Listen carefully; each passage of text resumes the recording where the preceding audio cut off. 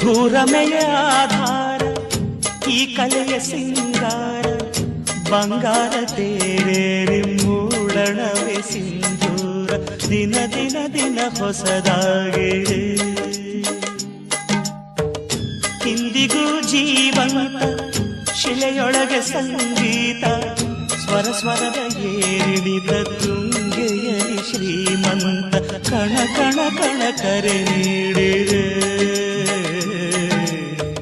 ನೀನೊಮ್ಮೆ ಬಂದಿಲ್ಲಿ ಹಿತವಾಗಿ ಹಾಡು,